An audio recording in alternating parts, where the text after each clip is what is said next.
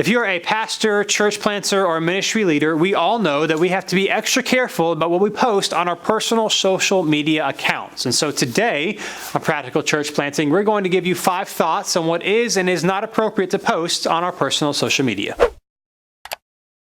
Well, welcome back to Practical Church Planting, where in 15 minutes or less, we'll give you practical tips, advice, and encouragement to help you plant and grow healthy churches. My name is Brian Androsian. Joining me today is Dylan Dodson. And today we're going to give you 5 thoughts on your personal social media use, not your church's, your personal. This is a little hard because it's obviously very subjective, and we're not saying don't do this or not do this. These are just some thoughts. I think all of us would agree, especially if you're a pastor or if you're a church leader, if you're in ministry, that we ought to be very careful. Mm-hmm. And I'm not that I or we post the right things all the time. We don't. But there's just so many times where I've just looked at it. Because we talk a lot about social media for your church, and it's a big deal. So obviously you using it matters too. I'm just like, there's just so often I'm just like, man, So I don't want to say like everyone's awful, because we're not awful, and I make mistakes too. But these are just some thoughts, just all that to say. Hopefully people understand where we're coming from. Yeah, and before we get into it, not necessarily all these apply to what I'm about to say, but just on the importance of social media in general, like we even have social media policies for our kids leaders and people lead students and stuff like that, because people, even if you're just on staff at the church, people look to their leadership, and if they see you doing something, they notice. So I don't think like, it's easy to think like, oh, it's just my personal stuff. It just, people don't really, it just flies under the radar, but it really doesn't. Yeah, it matters. And so we won't get into all the reasons why it matters. I think you understand that. It matters. So here are some of the things to consider, because that's true. The first one is this, that supporting political candidates or causes will push some people away. So I would say this in one of 2 ways. One. Which ones? So like, no matter what side of the fence you're on, just when you support a person or an issue, know that people that disagree with you will distance themselves from you. Now, I'm not saying you should never do that. I do think that we should be a lot more cognizant and weary is not probably the right word. Hesitant's not the right word. You know what I mean? Like cautious. There you go. Cautious. Good. To post as the leaders we're going to talk about, because there might be times where you should. Definitely. And so I'm not saying that you can't, especially if it's like a moral issue or whatever, like just like if you're pro-life, good. From womb to tomb, that's how they say, whatever. Like that's, so if you're pro-choice. What? I've never heard that term in my life. Yeah, womb to tomb. Because like people that are pro-life, they say that they don't care about anyone once they're born, they don't care. Oh. And so like if you're going to be pro-life, like you should be pro-life for everybody. Sure. Not just for the babies.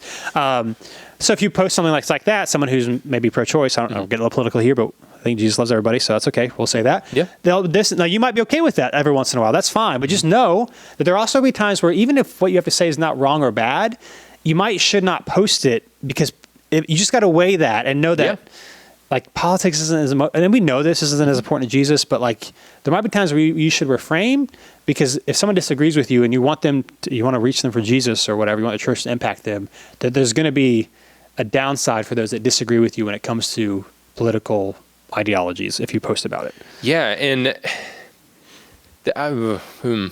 could do a whole podcast on this one.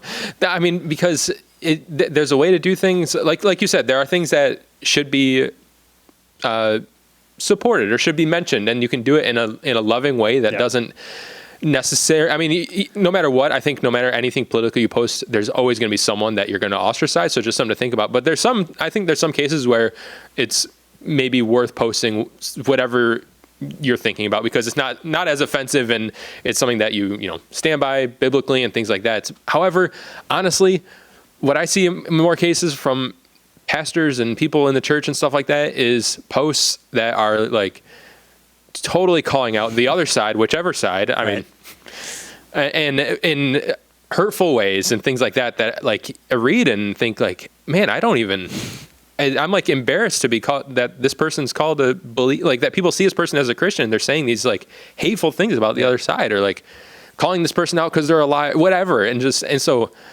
man, I wish that this was like one of those points that we say like, oh, this is an obvious one, but it seems like it should be. It's like, it's just, we just preached on 1 Corinthians 13 this past week, because we're in 1 Corinthians this year. Being loving is more important than being right. Totally. And we're not saying you shouldn't stand up. You should, but just know that when we post things, and if you say, well, they should just get over it, well, Jesus didn't say that. Like, no.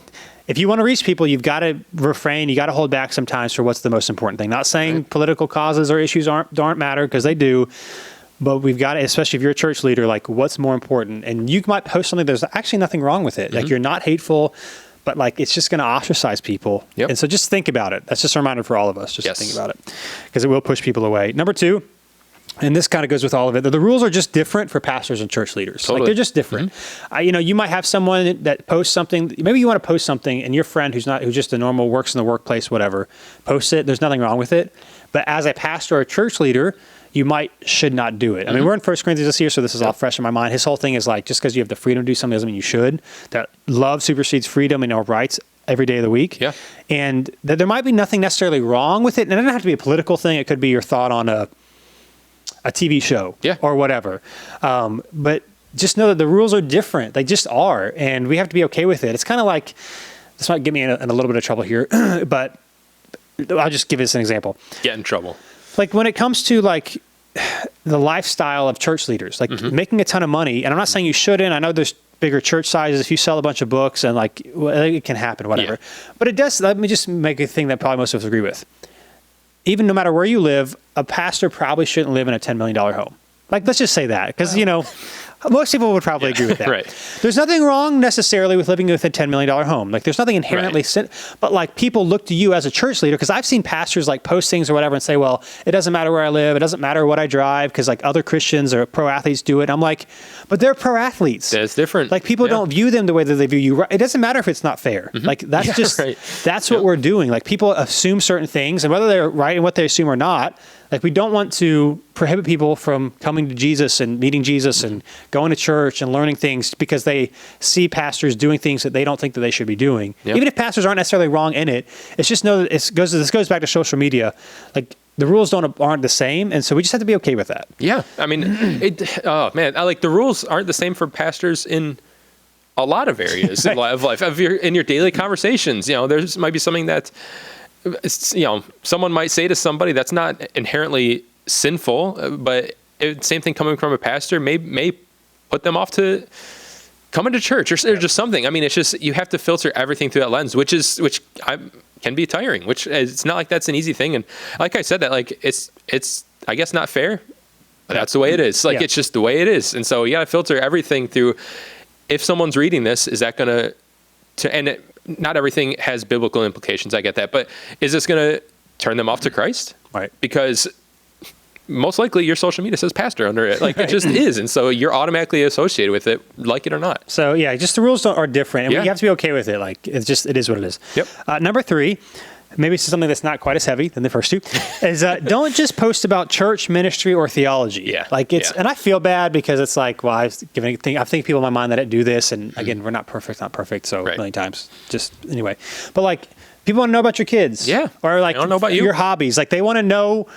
Like, it's just like, think of it this way. Like, it's not the same, obviously, but like with having a social media, like your favorite professional athletes, like it's interesting to know what's going on in their lives. Sure. Like people want to know what their church leaders are doing. Like it's not a bad thing. Yeah. And so letting them in, like if all you ever post about is like the church is this, and even if it's not necessarily negative stuff, it's just like, okay, so I know what they're going to, I have this one friend who's awesome. He's a pastor, church planner, more brilliant than I'll ever be. Right. But everything he posts is, for example, is like theology and church and religion, and it's like I don't even want to read it. And I'm a pastor, so like every time I see it, I'll just like scroll. But people want to know you; they want to know what's going on in your life, and so not everything has to be like a teaching moment or whatever. Just like people like random story, like something funny that happens to you on the weekend, like share a picture or whatever. But if you're going to be posting, which is good, don't just post about church, ministry, and theology. Like be a human.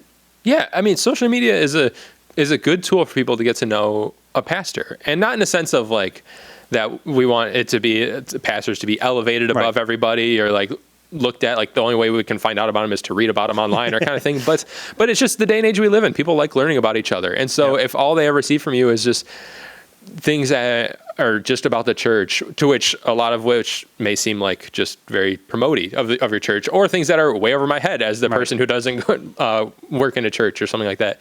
It's just, I mean, it's not necessarily like a big turn off. It's an easy way just to tune you out. I'm just not going to really care when you post some of the more important things. I'm not even going to notice. And it's the same thing we've talked about in previous episodes about church social media, that it shouldn't always just be about events and what's coming up. Like have fun things, things for people to comment on. Right, yeah. For your personal, people want to know what's going on in your life. So, don't feel like you can't share those things. And I'm just thinking, a new person comes to your church, they follow your social media. Maybe they meet you in passing, but they look you up. It's going to be way easier for them to make a connection with you if they see you have something in common, or kids around the same age, or sports or something like that, and maybe make them a little more comfortable to come back. Yep. I mean, totally. rather than just posting about church. Yeah. So don't just post about church. And then this next one is with it, or similar, but a little bit different. And we just kind of put it as be wary of legalism. I think there's this tendency of like, even if you're not trying to be this way, of like posting things of like, that's wrong with culture. Like this show, they shouldn't do this, or this church, or churches today, or people today, or whatever. And it's like, you can, if you're not careful, you can come across that we say like following Jesus is about grace and love. But in order to come to my church or talk to me, you better not have any issues because everything that I post about is kind of rebuking everything that I see.